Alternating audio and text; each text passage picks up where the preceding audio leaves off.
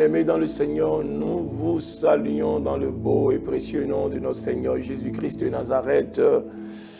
Lui qui, dans son amour infini, nous a donné vie et qui nous a encore réunis autour de sa parole pour nous faire du bien. Et je suis convaincu qu'il te fera du bien. Il te fera du bien parce que sa parole, elle est puissante. Elle rend ministère, elle fortifie, elle guérit, elle oriente, elle conseille. Sa parole est puissante pour agir sur ta vie, dans ta vie, afin de te restaurer totalement. Oui, et comme nous savons le faire toujours à l'entame de cette émission, oui, nous allons sacrifier à la tradition, c'est-à-dire l'adorer. L'adorer parce que notre Dieu siège dans la louange de son peuple. Et l'adorer, c'est un sacrifice merveilleux. Alors, ensemble, adorons-le, donnons-lui gloire. Disons-lui qu'il est unique, ouais, et que nul n'est comparable à lui. Et que c'est lui qui a créé les cieux et la terre. C'est lui, le vainqueur des vainqueurs. C'est lui le triomphateur. Disons-lui ce qu'il est. Bénissons le nom du Seigneur. Oh, tu règnes d'éternité à jamais. Les vieillards se prosternent et t'adorent. Nous également, en ce jour, en ce matin, en cet après-midi, en cette soirée, nous voulons t'adorer également. Nous nous prosternons.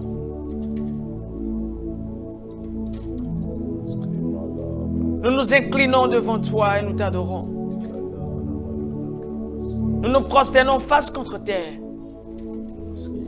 Et nous te disons que tu es digne de recevoir notre louange, notre adoration. Tu en es digne. Tu le mérites. Tu le mérites. Tu le mérites. Tu règnes d'éternité à jamais. Les vieillards se prosternent et t'adorent. Tu règnes d'éternité à jamais. Les vieillards se prosternent et t'adorent. Tu règnes d'éternité à jamais. Les vieillards se prosternent et t'adorent. Tu règnes d'éternité à jamais. Les vieillards se prosternent et t'adorent. Tu règnes l'éternité à jamais. Oh, ton peuple que nous sommes en ce jour, nous nous prosternons. Oh, et nous t'adorons. Tu règnes d'éternité à jamais. Les vieillards se prosternent et t'adorent. Tu es digne de recevoir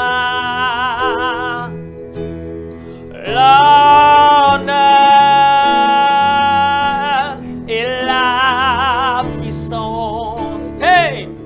Tu es digne de recevoir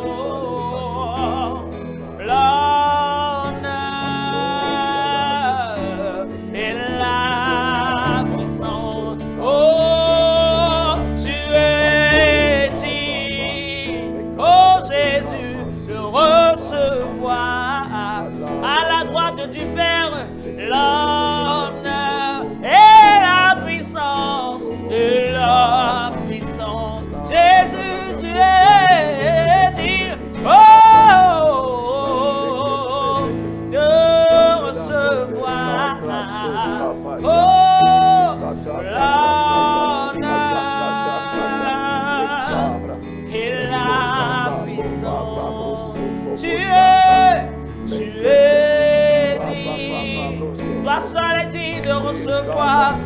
recevoir l'honneur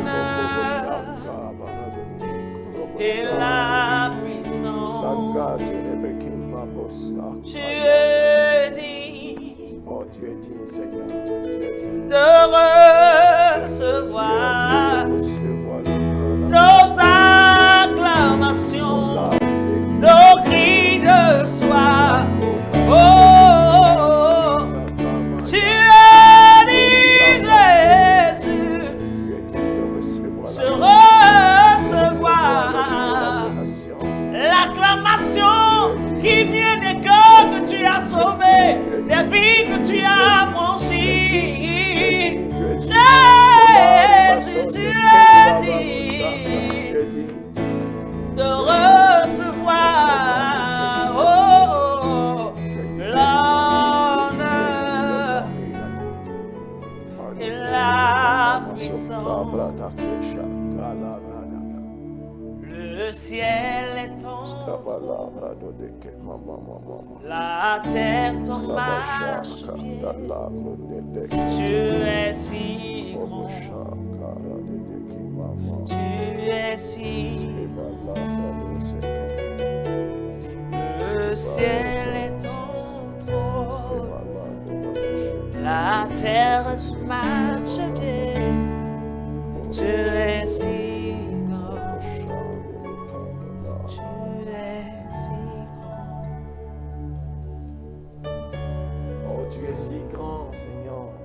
toi, dont le ciel est le trône et la terre ton marchepied. Tu remplis les cieux et la terre, mais il n'y a pas cet endroit où l'homme peut se tenir sans que tu le vois, Seigneur. Tu connais toutes choses, c'est pourquoi tu es Dieu omniscient. Tu es le Tout-Puissant, c'est pourquoi nous t'appelons l'Omnipotent. Et tu es présent partout à la fois.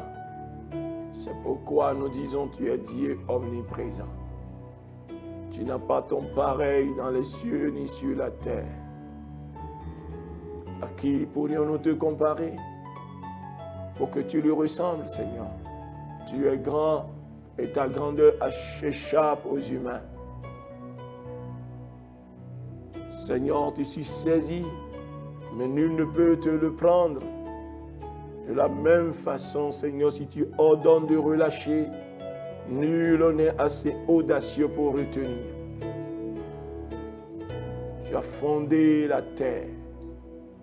Tu as étendu les cieux, Seigneur, comme une étoffe légère. Les oiseaux, Seigneur, par leur nombre, tu le connais chacun. Aucun ne tombe à terre sans que tu le saches, sans que tu le veuilles. Tu as créé le soleil pour éclairer le jour, la lune et les étoiles pour présider la nuit. Mais qui est comme toi, ô Dieu, magnifique à sainteté, digne de louange? Toi qui opères toujours des miracles. Sois loué à jamais, sois glorifié à jamais, sois magnifié à jamais. Toutes choses passeront, mais toi tu subsistes d'âge en âge. Qui est comme toi, Adonai, qui est comme toi, El Shaddai. Sois loué à jamais. Merci pour ce privilège de t'adorer, car tu es digne de notre adoration. Reçois la gloire, l'honneur, l'adoration. Reçois l'élévation, reçois la magnificence, aujourd'hui et à jamais. Merci Seigneur. Au nom de Jésus, nous avons adoré. Que Dieu te bénisse. Que Dieu te bénisse abondamment.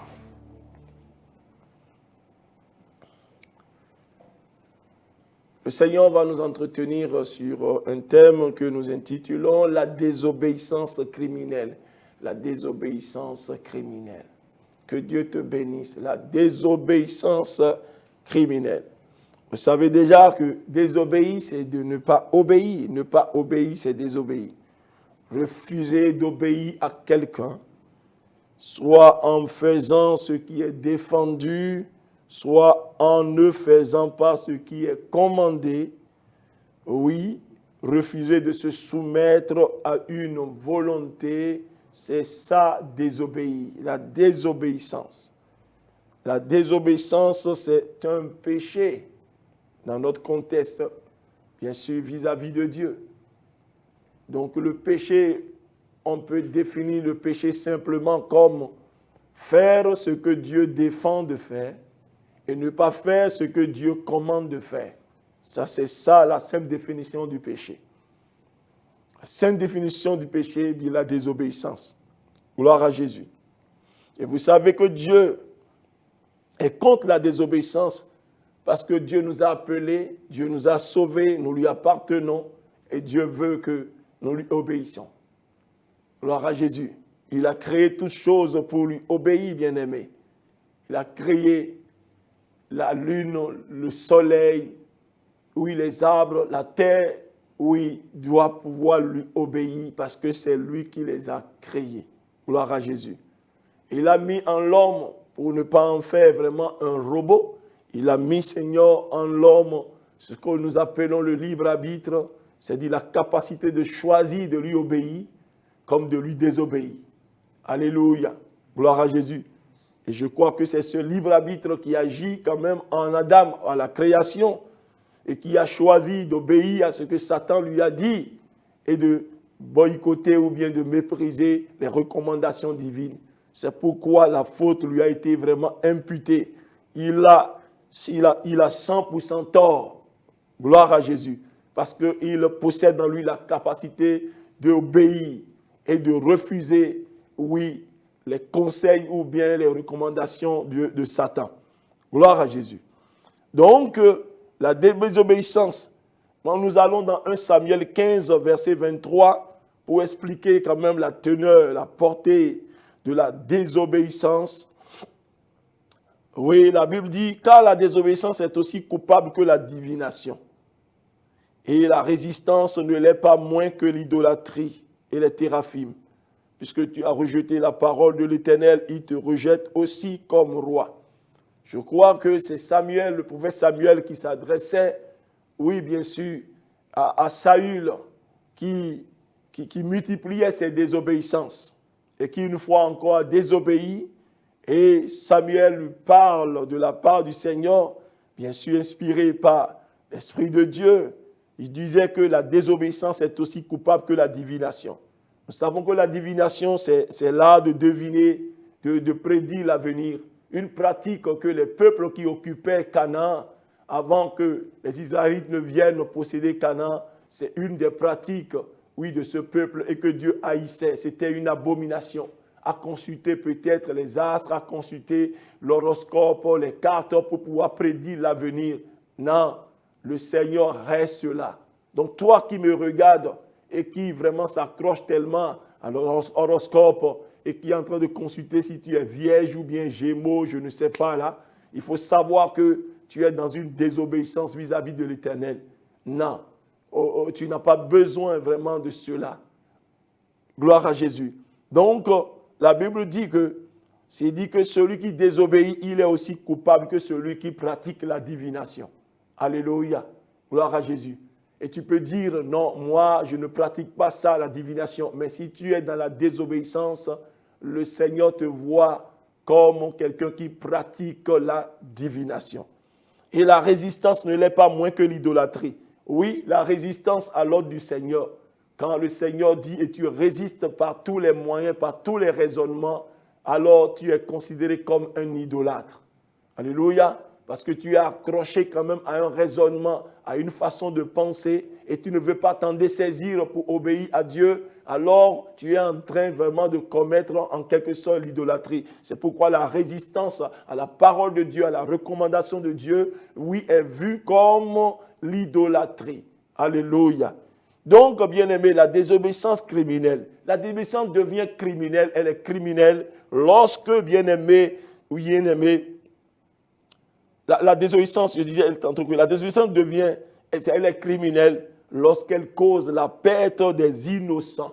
Lorsqu'elle cause la perte des innocents, lorsqu'elle nuit à ton semblable. Alléluia. Lorsqu'elle nuit à ton semblable. Parce qu'il y a des désobéissances qui nuisent, Seigneur, à ceux-là qui ont été, enfin, qui ont désobéi. Ouais, ici, je dois m'exprimer ainsi. Bien-aimé, aux responsables, ça les nuit. Oui, ça les nuit, bien-aimé, eux et eux seuls. Mais lorsque cette désobéissance affecte la vie des autres, il les nuit, bien-aimé. Cette désobéissance même va jusqu'à les tuer. Bien-aimé, c'est une désobéissance criminelle. Alléluia. Gloire à Jésus. Donc, et vous voyez, celui qui est dans la désobéissance, comment dirais criminelle, et qui tarde vraiment à se repentir, bien-aimé, et pendant qu'il persévérait vraiment dans sa désobéissance, et il fait tomber les innocents, vous savez, Dieu finit quand même par vraiment pas avoir compassion des innocents qui périssent, et Dieu lève vraiment la main pour pouvoir vraiment finir avec le désobéissant. Gloire à Jésus. Que le Seigneur nous épargne vraiment cela, nous épargne vraiment ce châtiment. Pour cela que le Seigneur nous libère de toute forme de désobéissance. Que le Seigneur te donne de prendre conscience de la désobéissance peut-être dans laquelle tu te retrouves et qui te nuit à toi et qui nuit à ton semblable. Il ne faut pas qu'il en arrive vraiment à vouloir vraiment finir avec toi une fois pour toutes. Que Dieu, dans sa miséricorde, te vienne en aide afin de t'arracher vraiment à cette forme de désobéissance au nom de Jésus-Christ de Nazareth. Alléluia. Parce que comme Dieu ne veut pas que le méchant meure, alors souvent il use de patience. Mais c'est une bonne disposition divine que beaucoup de gens ne comprennent pas. Oui, parce que tu es dans la désobéissance et que tu persévères et que Dieu, vraiment le châtiment de Dieu ne sévit point encore. Alors, tu crois que Dieu ne voit pas, tu crois que Dieu n'entend pas et tu y persévères, tu avances tellement, oui, et tu as un semblant même de prospérité. Eh oui, et c'est ça vraiment qui te conforte, bien-aimé, dans cette position. Alléluia. Mais laisse-moi te dire que c'est un piège. Lorsque tu es dans la désobéissance et que tu as un semblant de prospérité, laisse-moi te dire que c'est un piège. Gloire à Jésus. Et c'est en cela que nous pouvons dire que même que la grâce, elle est trompeuse. Ce n'est pas nous qui avons dit, mais c'est la Bible qui a dit que la grâce, elle est dangereuse. Hein? Oui, elle est trompeuse. Alléluia. Gloire à Jésus. Donc, la désobéissance, elle est criminelle lorsqu'elle cause la perte des innocents autour de vous, lorsqu'elle nuit à vos semblables. Nous allons voir un cas dans Jonas 1. Allons dans Jonas 1, à partir du verset 1, bien sûr. La parole de l'Éternel fut adressée à Jonas, fils d'Amittai. En ces mots, lève-toi, va à Ninive, la grande ville, et crie contre elle, car sa méchanceté est montée jusqu'à moi. Et Jonas se leva pour s'enfuir à Tarsis, loin de la face de l'Éternel. Il descendit à Jaffo, et il trouva un navire qui allait à Tarsis. Il paya le prix du transport et s'embarqua pour aller avec les passagers à Tarsis, loin de la face de l'Éternel. Aberration. Nous allons poursuivre le texte tout à l'heure, mais je m'arrête là pour pouvoir parler, commenter un peu. Voici quelqu'un, un prophète de l'Éternel qui s'appelle Jonas. Et le Seigneur lui a dit, lève-toi et va à Ninive, la grande ville, une ville qui baigne à l'époque là dans la méchanceté, dans le dérèglement total. Et Dieu, oui, dans sa nature vraiment d'amour, ne veut pas que les hommes qu'il a créés périssent. Mais Dieu veut quand même les interpeller déjà, oui, les interpeller dans leurs habitudes, dans leurs mauvaises habitudes, dans leurs mauvais comportements. Et si quelqu'un écoute sa voix et qu'il revienne de sa mauvaise voie, Dieu lui pardonne ses péchés, Dieu l'accueille favorablement. Donc Dieu, voyant la méchanceté de Ninive et ne voulant pas détruire, il a voulu quand même envoyer son prophète pour qu'il aille quand même les avertir. Et si vraiment il écoute son prophète, alors Dieu leur épargnera ce châtiment qu'il leur réservait. Bien-aimés. Donc, Jonas a entendu, mais Jonas n'a pas voulu aller. Il n'a pas voulu aller. Au lieu d'aller à Ninive, il a pris le chemin, un autre chemin. Il a pris le chemin de Tarsis. Il a pris un bateau qui allait à Tarsis pour fuir loin de la face de l'Éternel. Vraiment, ça fait rire. Celui qui remplit les cieux et la terre, dont les yeux sont partout à la fois, comment peut-on fuir? Et c'est ce que David a dit, même dans l'abîme, si je me cache, tu es là. Il n'y a pas cet endroit où tu peux te cacher sur la terre sans que Dieu ne te voie. Alléluia. Mais lui, il voulait vraiment fuir loin de la face de l'Éternel. Et au lieu d'aller à Ninive, il a pris le chemin de Tarsis. Et c'est pareil pour beaucoup de gens. Toi peut-être qui me regardes, est-ce que vraiment tu es sur la voie d'aller à Ninive ou bien tu as pris la voie de Tarsis? Tu as tracé ton sentier et tu y marches. Est-ce que réellement tu marches dans le sentier que Dieu t'a indiqué? Le sentier que lui, il t'a tracé. Est-ce que tu y marches ou bien tu marches, tu t'es tracé un sentier à toi et tu y marches? Tu as créé toi-même ton chemin dans lequel tu marches. Certainement, bien-aimé, ton chemin que tu t'es tracé et dans lequel tu es en train de marcher ne te conduirait pas à bonne destination. Cela ruinerait certainement ta vie, ta destinée. Et je prie que le Seigneur, dans sa miséricorde, te visite, t'éclaire, afin que tu retrouves vraiment le chemin. Oui, comme David dit, Seigneur, c'est toi qui me connais, sonde-moi, dans Psaume 139, sonde-moi. Et si je ne suis pas sur la bonne voie, ramène-moi sur la voie de l'éternité. Que le Seigneur ramène quelqu'un sur la voie de Ninive, car c'est à Ninive que le Seigneur t'a envoyé. Alors pourquoi tu te retrouves à Tarsis? Pourquoi tu te retrouves, Seigneur, à un autre endroit? Oh oui, même peut-être tu ne le sais pas, et c'est pourquoi tu es en train de gémir, c'est pourquoi tu es en train tu es confus totalement, et tu te poses la question si réellement Dieu t'a appelé, si Dieu est avec toi. Que le Seigneur, Dieu Tout-Puissant, te donne la révélation de là où tu es, qu'il ouvre tes yeux, qu'il t'éclaire, afin que tu retrouves le sentier que lui-même il a tracé pour toi. Voici, Jonas a pris le chemin de Ninive, et non, le chemin de Tarsis au lieu de Ninive. Gloire à Jésus. Et la Bible dit au verset 4, l'Éternel leur fit souffler sur la mer un vent impétueux. Et il s'éleva sur la mer une grande tempête. Le navire menaçait de faire naufrage. Les mariniers eurent peur. Ils imploraient chacun leur Dieu et ils jetèrent dans la mer les objets qui étaient sur le navire, afin de le rendre plus léger. Jonas descendit au fond du navire, se coucha et s'endormit profondément. Vous voyez un peu. Vous voyez ce qui s'est passé.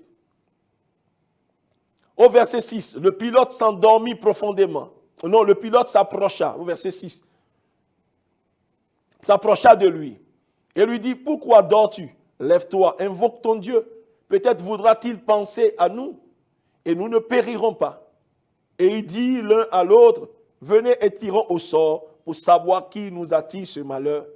Ils tiraient au sort et le sort tomba sur Jonas. Et le sort tomba sur Jonas. Alors il lui dit, dis-nous qui nous attire ce malheur? Quelles sont tes affaires? Et d'où viens-tu? Quel est ton pays? Et de quel peuple es-tu? Il leur répondit, je suis hébreu et je crains l'Éternel, le Dieu des cieux qui a fait la mer et la terre. Ces hommes eurent peur, eurent une grande frayeur plutôt. Et il lui dit, pourquoi as-tu fait cela? Car ces hommes savaient qu'ils fuyaient loin de la face de l'Éternel parce qu'il le leur avait déclaré. Gloire à Jésus. Gloire à Jésus. Il lui dit, que te ferons-nous pour que la mer se calme envers nous, car la mer était de plus en plus orageuse. Vous voyez? Jonas était dans la désobéissance.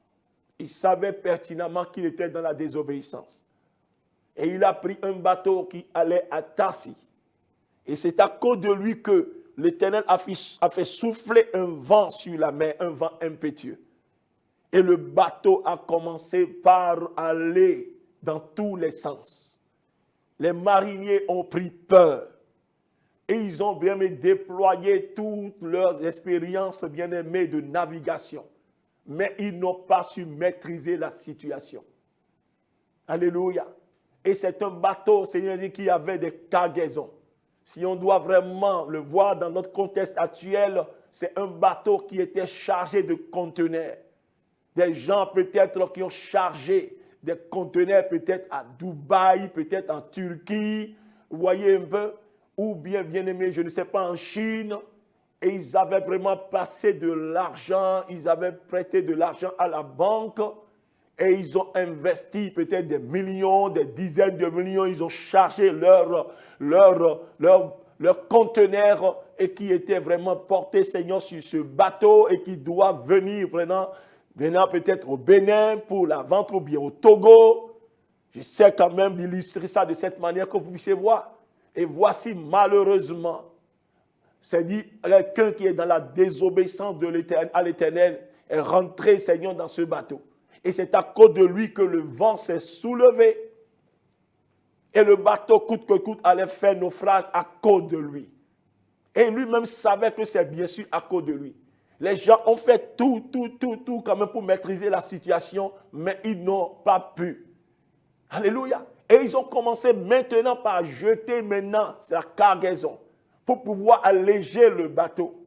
Parce qu'ils étaient toujours en quête de la solution pour pouvoir maîtriser la situation. Donc imaginez qu'on soit en train de jeter à l'eau des cargaisons, c'est-à-dire des conteneurs de marchandises, des dizaines de millions peut-être prêtés. Ils sont en train de jeter à l'eau à cause de quelqu'un qui est dans la désobéissance. Et la Bible dit, il voyait toutes ces scènes, mais il est encore allé quelque part, c'est-à-dire dans le fond du bateau ou bien quelque part pour aller se coucher, pour dormir. Et c'est ce qui arrive très souvent. Qu'est-ce qui arrive? Des fois, vous abritez, bien-aimé, ou bien vous cohabitez avec quelqu'un qui est dans la désobéissance. Quelqu'un qui est dans la désobéissance, bien-aimé, est dans votre entreprise, dans votre maison. Et cela vous porte la poisse, cela vous porte, Seigneur, malheur, mais vous ne savez pas. Vous vous déployez, vous faites tous les efforts pour vous en sortir, mais vous ne comprenez pas. Des fois, vous êtes en mauvaise compagnie sans le savoir. Des fois, vous engagez, vous embauchez quelqu'un dans une affaire, dans une entreprise, et vous ne comprenez pas que depuis même que la personne est rentrée vraiment dans votre vie, voilà maintenant une tempête s'est soulevée, vous ne comprenez pas. Vous ne savez pas que c'est un Jonas qui est quelque part et qui est en train d'amener, qui a ouvert une porte vraiment à une tempête vraiment dans votre vie. Et ma prière est que le Seigneur puisse déchirer le voile afin que tout Jonas, bien-aimé, dans vos collimateurs soit révélé. C'était à cause de lui que les gens perdaient vraiment l'argent qu'ils avaient investi. C'était à cause de lui. Et il est parti dormir tranquillement. Et je prie au nom de Jésus, tout Jonas, bien-aimé, vraiment dans tes affaires, tout Jonas, bien-aimé, dans ta maison, dans ton foyer, et qui dort tranquillement, de façon imperturbable, et qui voit vraiment ta ruine progressive, au nom de Jésus-Christ, que le feu de l'Éternel puisse l'exposer. Alléluia. Que le feu de l'Éternel puisse l'exposer. Les gens gémissaient, les gens vraiment se lamentaient, les gens allaient de tous côtés pour maîtriser la situation. Et ils perdaient quand même leurs biens. Mais Jonas était tranquille, il s'en allait même dormir. Oh bien-aimé, c'est ça qu'on appelle une désobéissance criminelle. Un père de famille peut être dans la désobéissance pour mettre en péril la vie de sa famille, de sa femme et de ses enfants. Une mère peut être dans la désobéissance criminelle et mettre en péril la vie de sa famille. Un chef de famille, bien vous comprenez. Une désobéissance, bien-aimée, d'une seule personne qui entraîne vraiment, c'est-à-dire tout un monde dans un malheur. C'est ça la désobéissance criminelle. Que le Seigneur nous délivre de cette désobéissance, afin que des vies innocentes ne soient pas affectées. Jonas dort tranquillement. Si au moins il s'était prononcé plus tôt, alors je crois que les gens auraient sauvé peut-être leur cargaison, mais il voyait, il ne disait rien. Pas amour pour lui-même, dans un égoïsme qui ne dit pas son nom. Et c'est comme ça que nous abritons, vous abritez, bien-aimés, des Jonas, bien même dans le ministère, sans le savoir.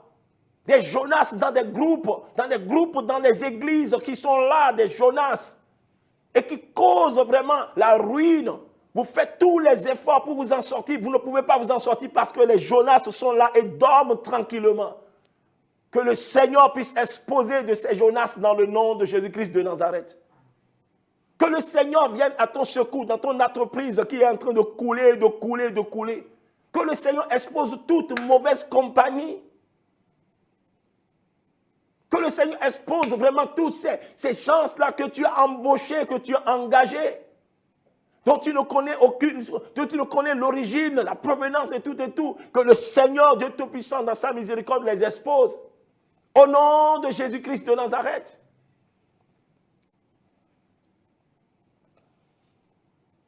Que le feu de l'Éternel puisse exposer tout Jonas dans ton foyer. Tu n'as pas peut-être le discernement pour comprendre que c'est depuis que vraiment telle personne est rentrée vraiment dans ce foyer-là que vraiment des problèmes ont commencé. Donc tu n'as aucune idée. Mais je prie que les écailles tombent et que tout Jonas soit redévoilé. Bien-aimé, le capitaine l'a vu en train de dormir pendant que tout le monde est en train de courir ça et là pour trouver la solution. Non, lui, il est en train de dormir tranquillement. Il est imperturbable. Mais des fois, même vous allez voir certains Jonas, ils savent très bien que c'est eux. Ils sont vraiment la cause de ce problème. Et ils peuvent courir même avec vous. Voilà ceux-là qui sont même doublement criminels. Ils savent très bien qu'ils sont la cause. Des fois, ils viennent comme des missionnaires pour détruire. Et ils sont là avec vous. Ils courent avec vous. Ils pleurent avec vous. Ils gémissent avec vous. Alors qu'ils sont à la base de tous vos problèmes. Je prie au nom de Jésus-Christ que le feu de l'Éternel puisse exposer de tels Jonas. Que le Seigneur les expose dans le nom de Jésus-Christ de Nazareth. Que le feu de jugement soit allumé maintenant dans ton entreprise, allumé dans ton foyer. Tout Jonas qui délibérément cohabite avec toi et qui a pour mission de détruire tes affaires soit exposé par le feu dévorant de l'Éternel. Au nom de Jésus-Christ de Nazareth, tu recevras, tu verras les choses clairement dans le nom de Jésus-Christ de Nazareth. Au nom puissant de Jésus-Christ, l'heure a sonné et le Seigneur est en train de sonner le glas de ce Jonas-là et qui est dans ton réunion, qui est vraiment dans ton environnement en train de faire semer la pagaille, le désordre dans ta vie. Au nom de Jésus-Christ de Nazareth, que le feu de l'Éternel puisse l'exposer au nom de Jésus. Ils ont tiré au sort et le sort est tombé sur Jonas. Et c'est alors qu'il est passé aux aveux et il a commencé maintenant par dire sa désobéissance. Et je veux te dire que oui, non seulement il sera dévoilé ce Jonas, mais tout ce qu'il avait fait depuis qu'il est là, il le dévoilera tout au nom de Jésus-Christ de Nazareth. Il dévoilera tout. Et tout ce qu'il envisage de faire encore, il mettra tout à nu parce que le feu va tellement brûler, va saisir ce Jonas qu'il il déclarera tout, il dévoilera tout dans le nom de Jésus-Christ de Nazareth. Tu ne seras plus dans le noir, tu ne seras plus dans l'obscurité parce que le voile est maintenant déchiré. Et aucun Jonas ne restera plus dans le noir pour te nuire, dans le nom puissant de Jésus-Christ de Nazareth.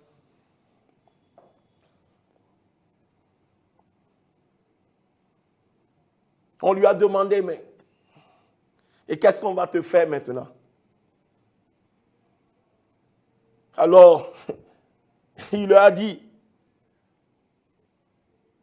de le prendre et de le jeter à l'eau.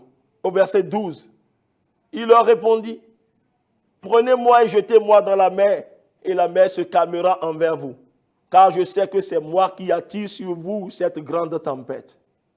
Ces hommes ramaient pour gagner la terre, mais ils ne le purent parce que la mer s'agitait toujours plus contre eux.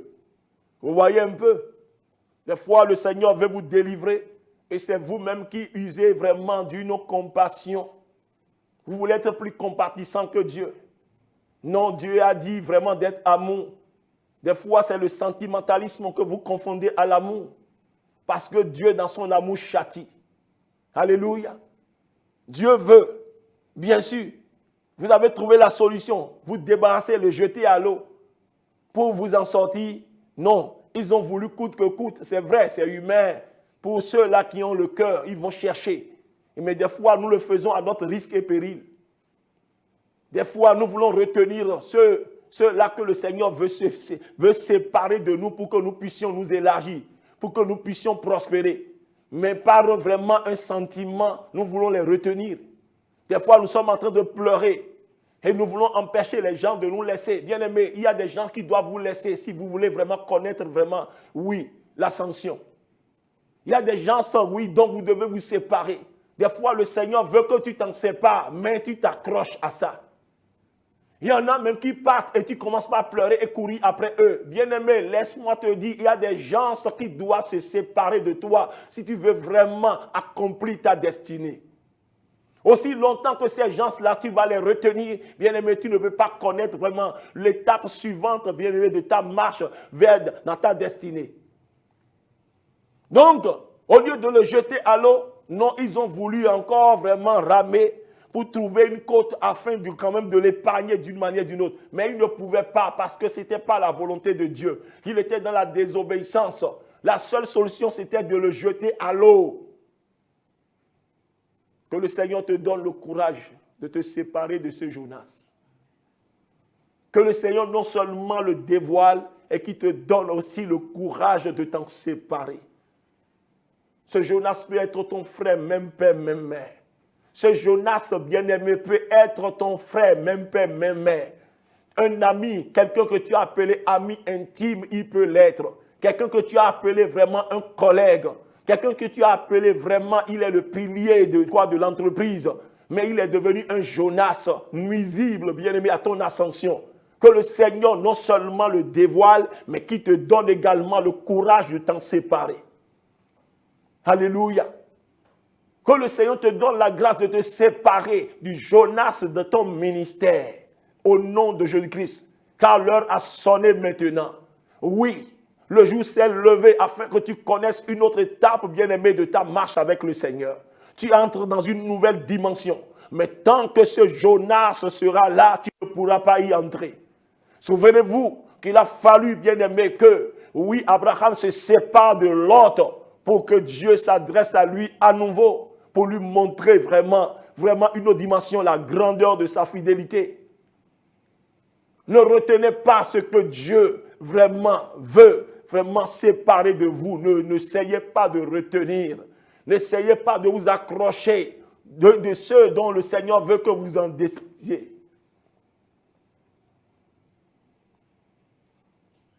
Alléluia. Ils ont voulu l'épargner, mais ils n'ont pas pu. Et qu'est-ce qu'ils ont dit maintenant? Avec une conscience bien dérangée, et à tort d'ailleurs, ils ont dit, verset 14, alors ils invoquaient l'Éternel et dirent, ô Éternel, ne nous faites pas périr à cause de la vie de cet homme, et ne nous charge pas du sang innocent. Car toi, Éternel, tu fais ce que tu veux.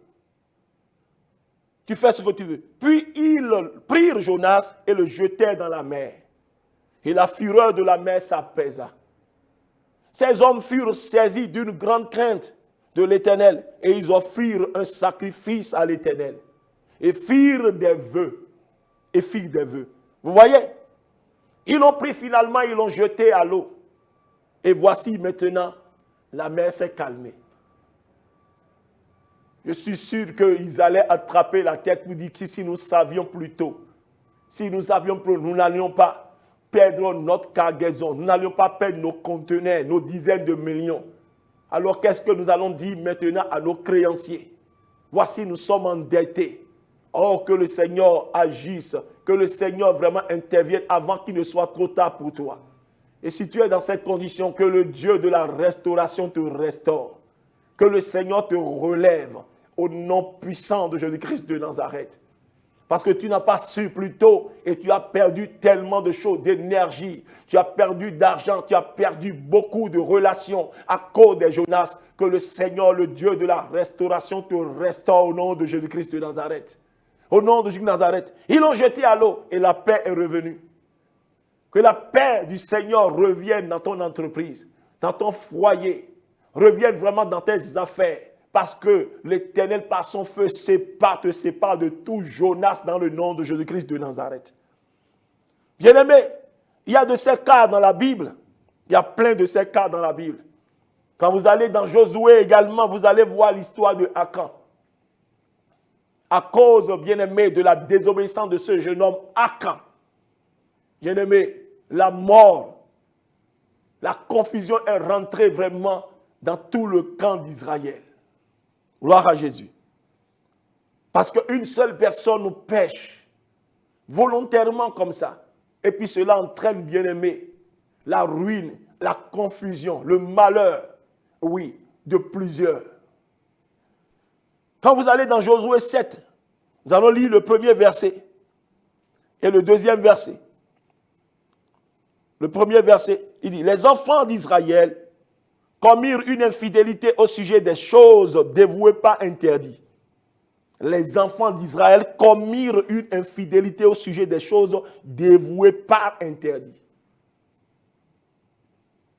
Akan, fils de Carmi, fils de Zabdi, fils de Zérach, de la tribu de Juda, prit des choses dévouées, et la colère de l'Éternel s'enflamma contre les enfants d'Israël. Vous voyez? C'est lui, Akan, qui a pris. Akan a pris. Et maintenant, c'est dit tous les enfants d'Israël sont considérés comme coupables. Parce que le coupable est au milieu d'eux. Le coupable est au milieu d'eux. Le coupable est au milieu d'eux. Et puis tout le peuple est considéré comme coupable. Parce que Dieu a interdit de prendre les choses. Là, ils étaient en guerre contre Jéricho. Dieu dit tout ce que vous avez, il faut dévouer tout, pas interdit, vous ne prenez rien. Mais lui, il a vu vraiment certaines choses et il a convoité et il a pris cela et puis il a caché sans que personne ne sache. Au moment où il le faisait, Josué ne savait pas, les autres ne savaient pas, personne n'en savait rien. Mais Dieu l'avait vu, celui qui a interdit dit ne prenez rien. Pour vous-même là, il a vu et il a amené chez lui, il a caché, bien aimé, dans sa tente là. Il a caché dans sa tente. Et vous voyez, il a caché dans sa tente.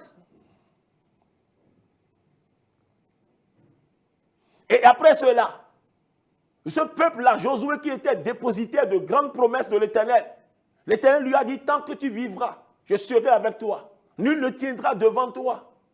Tous ces lieux où la plante de tes pieds foulera, oui, je vais te donner ça en héritage.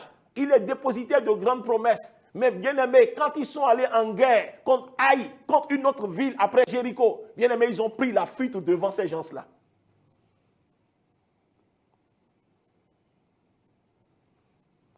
Et vous savez, à cause de cela, lisons Josué 7 là, verset 2. Josué envoya de Jéricho des hommes vers Haï, qui est près de Beth-Aven et à l'orient de Bethel. Il leur dit, montez et explorez le pays. Et ces hommes montèrent et exploraient Haï. Il revint auprès de Josué et lui dit, oh, il est inutile de faire marcher tout le peuple. 2 ou 3 000 hommes suffiront pour battre Haï. Ne donne pas cette fatigue à tout le peuple, car ils sont en petit nombre. 3 000 hommes environ se mirent en marche, mais ils prirent la fuite devant les gens d'Haï. Les gens d'Haï leur tuèrent environ 36 hommes. Ils les poursuivirent depuis la porte jusqu'à Shebarim et les battirent à la descente. Le peuple fut consterné et perdit courage. Josué et tout Israël avec lui prirent, c'est dit je laisse, c'est dit pour gagner du temps, je vais au verset 24. Lorsque, dans leur confusion, ils ont cherché Dieu mieux. C'est pourquoi nous avons fui devant une petite ville comme ça? Pourquoi nous avons perdu vraiment une trentaine d'hommes comme ça? Non, ce n'était pas possible. Jéricho était plus fort, plus barricadé, et puis tu nous as donné la possession. Mais comment se fait-il que nous avons pris la fuite et ils nous ont tué encore des hommes? Alors le Seigneur lui a révélé que quoi? Qu'ils ont porté l'interdit dans le camp. Alors ils se sont mis à chercher avec l'Éternel, l'aide du Seigneur, et ils ont finalement retrouvé Akan. Ils ont trouvé Akan, qui a avoué vraiment que c'est vrai que c'est lui qui avait pris les choses dévouées pas interdites et qui a envoyé l'interdit dans le camp. C'est ça qui a été, c'est la désobéissance qui a causé la perte de ces hommes-là. La perte inutile des innocents à cause de la désobéissance de Akan. Et c'est comme ça que des désobéissances causent, bien aimé, la perte des innocents.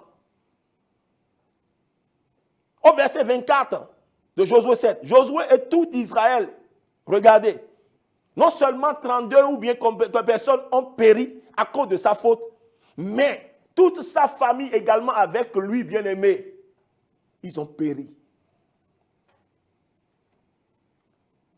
Verset 24. Josué et tout Israël avec lui prirent Akan, fils de Zérach, l'argent, bien sûr qu'il a convoité, qu'il a volé là, et qu'il a pris, le manteau, le lingot d'or, et maintenant les fils et les filles d'Akan. Mais qu'est-ce qu'ils ont fait?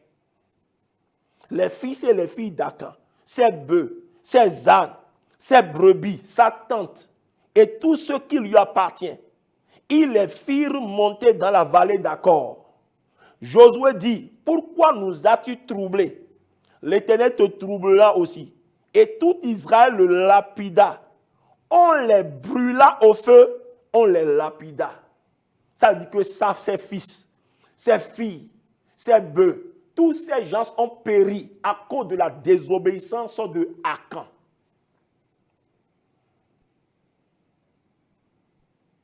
Peut-être aujourd'hui, on ne prendra pas peut-être, c'est-à-dire un désobéissant, à cause d'un désobéissant tué ou bien sa famille. Mais spirituellement, vraiment, votre désobéissance peut amener la ruine de toute votre famille.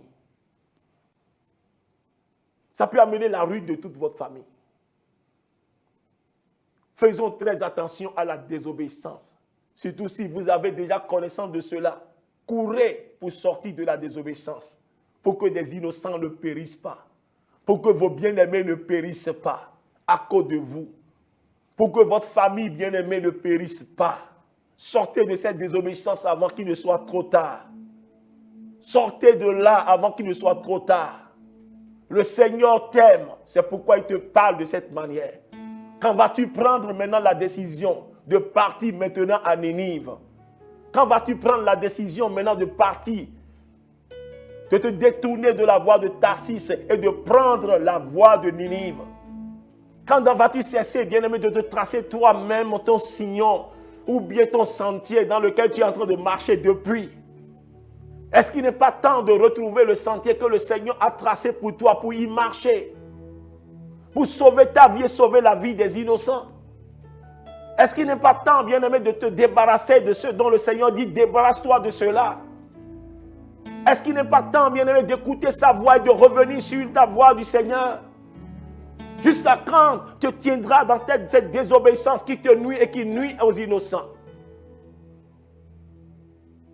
Quand est-ce que tu te décideras à sortir vraiment de ce groupe, à sortir de ce clan, à sortir de cette réunion nocturne? Cette réunion clandestine, ce club dans lequel tu sais, et que tu sais très bien que ce n'est pas conforme à la volonté de Dieu, mais tu y persévères. Quand est-ce que tu vas décider? Et tu veux mettre en péril vraiment peut-être tes enfants, tu veux mettre en péril ta famille. Ils sont des innocents. Ils n'ont rien fait, ils n'ont rien compris. Mais toi, tu es dans la désobéissance. Que le Seigneur te vienne en aide. Prends la décision et sors de là avant qu'il ne soit trop tard. Ne reste pas dans cette désobéissance criminelle.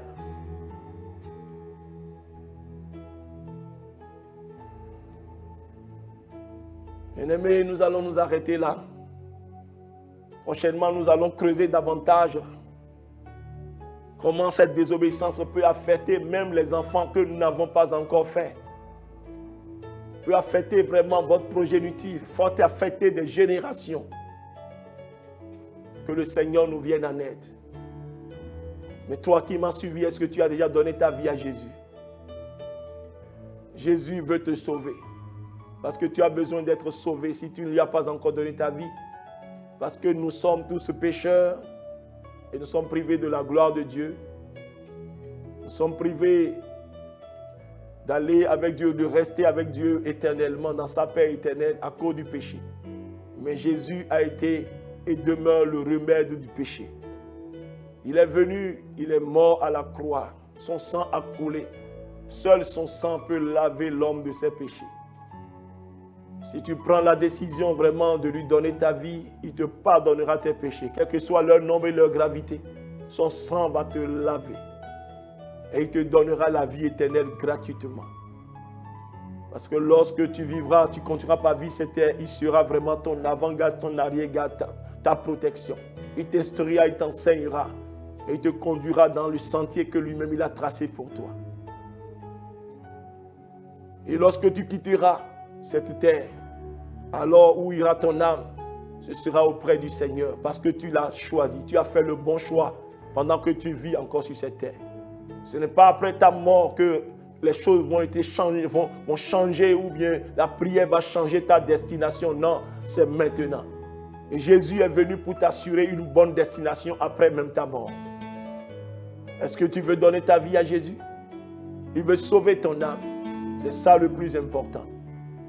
Alors si tu veux vraiment donner ta vie à Jésus, qui te pardonne pour que tu deviennes enfant de Dieu, alors dis cette prière avec moi. Seigneur Jésus, je te dis merci. Je suis pécheur et j'ai besoin de ton salut. Et c'est pour mes péchés que tu es mort à la croix. Ton sang a coulé. Pardonne-moi mes péchés. Lave-moi par ton sang précieux. Lave mon esprit, mon âme et mon corps. Seigneur Jésus, je veux que tu viennes habiter dans mon cœur. Sois mon Seigneur et mon Sauveur. Dirige ma vie désormais. Donne-moi ton esprit promis. Merci parce que je reçois ton esprit maintenant. Merci parce que je reçois que je suis devenu enfant de Dieu. Je le suis parce que tu as promis et tu as exécuté ta promesse à mon égard. Merci Jésus parce que tu m'as sauvé. Au nom de Jésus, si tu as fait cette prière de tout ton cœur, laisse-moi te dire que oui, le Seigneur t'a effectivement sauvé. Ça se passe simplement comme ça, mais il faut savoir que la suite est que oui, tu dois te trouver maintenant une église où la parole de Dieu est enseignée dans sa profondeur, dans sa sincérité, dans sa vérité, pour être instruit, pour te nourrir maintenant du lait, de la parole, afin de grandir avec le Seigneur et de comprendre sa volonté d'y marcher, afin d'être béni vraiment sur cette terre et d'être maintenant et de rentrer, quand tu auras achevé tes jours, de rentrer dans sa félicité éternelle. Que Dieu te bénisse. Père, je veux te dire merci pour ces bien-aimés.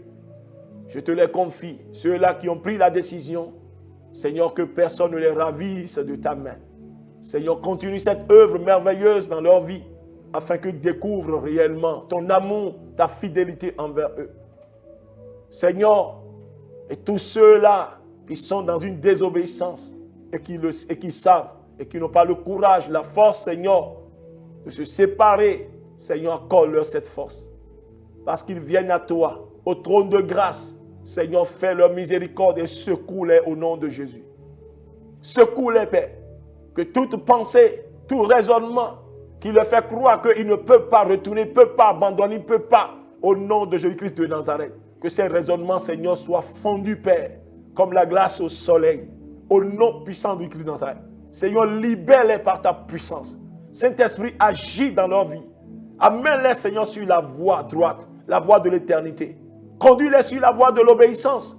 Écoute leurs cris. Pour ceux-là qui ont écouté et qui veulent vraiment, Seigneur, viens à leur secours. Viens à leur secours. Tous ceux-là qui pensent qu'ils sont enchaînés et qui ne peuvent pas faire le marche en arrière. Seigneur Dieu Tout-Puissant, viens à leur secours, Père. Dis-leur qu'ils peuvent, que tu peux les soutenir. Même celui qui est initié à la sorcellerie et qui veut, Seigneur, se repentir. Seigneur, viens à son secours au nom de Jésus-Christ et libère-le au nom de Jésus-Christ de Nazareth. Père, je te dis merci parce que tu l'as fait. Reçois la gloire, l'honneur. C'est au nom de Jésus que nous avons prié. Que Dieu te bénisse. Et nous allons nous dire à la fois prochaine pour creuser encore davantage ce thème.